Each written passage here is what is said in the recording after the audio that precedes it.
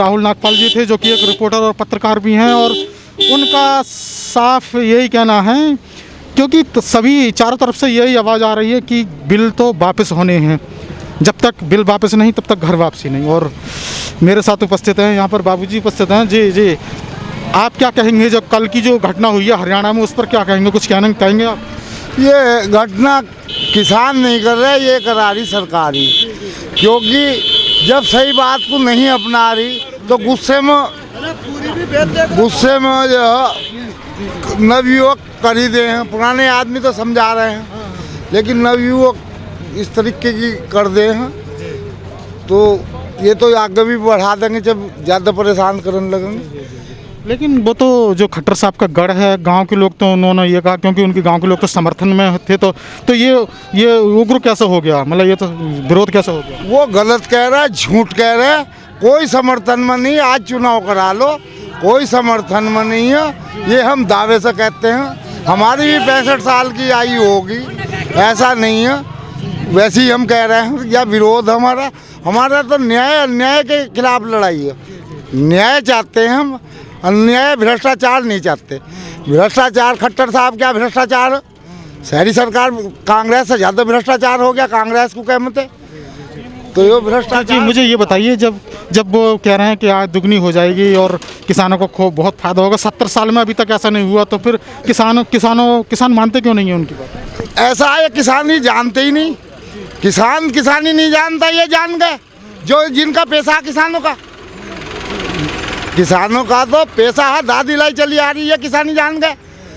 उनका कहना तो ये है कि मैंने इतना अच्छा किया कि 70 साल में किसी ने ऐसा किया ही नहीं आज तक, और अब आय दुगनी कर देंगे। नहीं बताओ कौन सा अच्छा कर रहा, कैसे कर देंगे? जो हम सामान पैदा करते हैं फसल, उसे सिंगवा नहीं सकते। आप भी देख रहे होंगे, इस बात को क्यों नहीं कहते?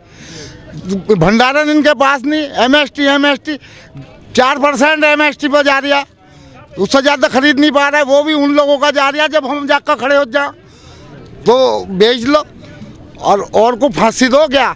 तो राजा तो सबके लिए एक सही होता है, प्रधानमंत्री तो द्वेष कहाँ से, जातिवाद में कहाँ से बांट रहे हैं भाई ये? नहीं, तो उनका तो ये कहना है कि आप आंदोलन कर रहे हैं तो फिर दूसरे जो समर्थन में उन लोगों के बारे में भी सोचेंगे, इसलिए वो हम वापस नहीं ले रहे कानून, क्योंकि और लोग तो उनके समर्थन में वो ये कह रहे हैं हमारे पास आधे ज़्यादा किसान समर्थन। कोई नहीं आ रहा, और वे गुमराह कर रखे होंगे जो 2-4 होंगे। जब अलग चुनाव क्यों नहीं कराते? एक जगह का करा कर देखो, एक सीट पर कराया हरियाणा में, हारी, करा कर देखो। ये हम झूठ नहीं बोल रहे। गवर्नमेंट का समर्थन कर रहा है, कोई भी तो नहीं कर रहा। तो देखिएगा, सीधा यही है कि जो किसान जब तक कानून वापस नहीं तब तक घर वापसी नहीं। जी जी, जो यूनियन गवर्नमेंट का समर्थन कर रहा है, वो यूनियन 2020 में दिसंबर में बना है। वो कृषि मंत्री। आपका नाम क्या है? मेरा चितरंजन राज नाम है, मैं बिहार से हूँ, बिहार भागलपुर से हूँ। कब से यहाँ पे? कब से यहाँ पे? मैं यहाँ दिल्ली में रहता हूँ, वही 2 महीना करीब पहले आया था यहाँ पे। क्या करते हैं आप? मैं पॉलिटेक्निक किया हूँ, इलेक्ट्रिकल इंजीनियर से, और उसके बाद यहाँ हायर एजुकेशन के लिए आया था। लेकिन जब आज किसानों का आंदोलन चल रहा है, तो मुझे लगता है कि ये सरकार इतनी जो तानाशाही देश में दिखा रही है, सारे चीज़ों को जो बेच रही है, तो उसके अगेंस्ट में हम लोग को आना बहुत ही ज़रूरी था।